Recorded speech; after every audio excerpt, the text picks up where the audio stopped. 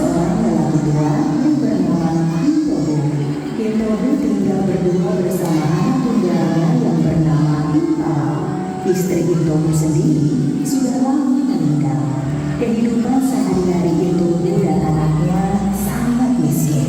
Untuk memenuhi kebutuhan, Intobu dan Impala menangkap ikan di laut. Hari itu, ikan yang diperoleh Intobu dan anaknya ternyata sangat sedikit. Ikan ini hanya cukup untuk kita makan hari ini, Ayah. Tidak apa-apa, kita masih punya sedikit beras. Sebaiknya kita pulang sekarang. Sudah terlalu lama kita berada di laut. Begitulah kehidupan sehari-hari Impala dan Intobu. Jika hasil ikan ada banyak, mereka bisa menjual sebagian untuk diberikan beras. Jika hasilnya sedikit, maka hanya cukup untuk dijadikan lauk saja. Beruntung mereka hari itu masih memiliki sedikit beras sisa hari kemarin.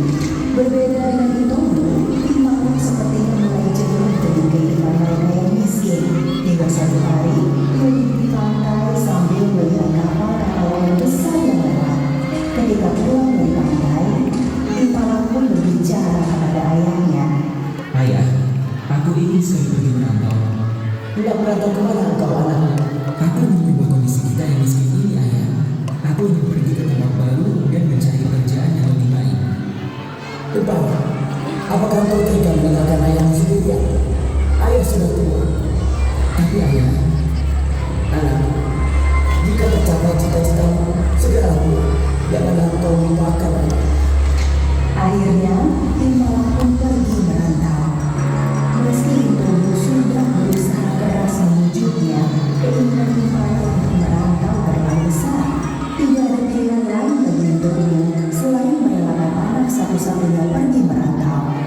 Selama merantau, Impala bekerja sangat giat. Setiap hari, dia membersihkan kapal layar yang ditumpanginya. Impala juga bekerja keras di setiap pelabuhan. Dia bekerja mengangkut barang-barang dari kapal atau menaikkan barang ke kapal. Sedangkan Intobu yang sekarang hidup sendirian, setiap harinya terlihat murung. Dia sangat mencemaskan anaknya yang sedang merantau itu. Bertahun-tahun kemudian, keberuntungan menaungi Impala. Sedikit demi sedikit, dia bisa mengumpulkan hasil jerih payahnya.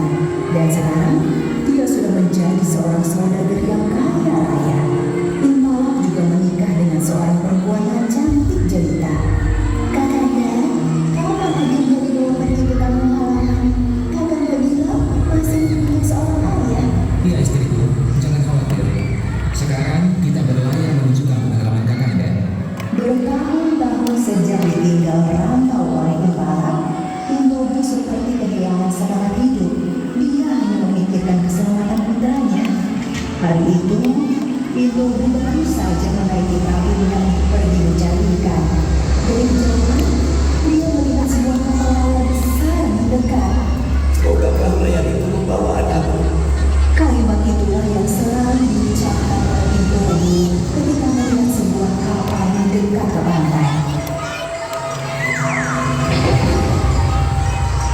Intobu menengadahkan wajahnya dan melihat siapa saja yang ada di atas kapal. Intobu sepertinya tidak percaya dengan apa yang dilihatnya. Berkali-kali dia mengusap kedua matanya. Ternyata kamu halaman Kakanda indah sekali. Aku tidak sabar ingin segera turun. Impala, Impala anakku. Akhirnya kau pulang, nak. Kakanda, siapa lelaki itu? Apakah dia ayahmu?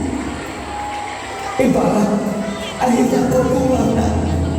Benarkah dia ayahmu, Kakanda? Dia menyebutmu sebagai anaknya. Bukan, ayahku bukan penghuni seperti dia.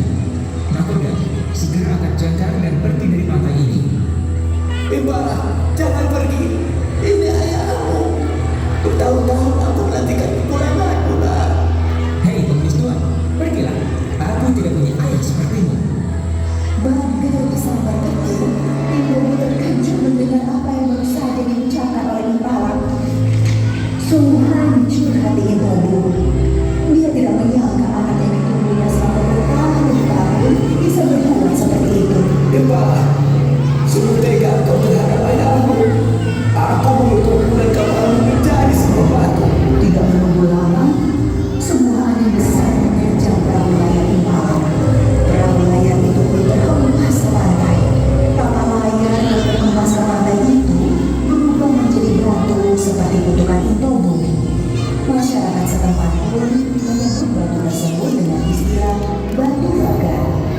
Bada dalam istilah setempat, menurut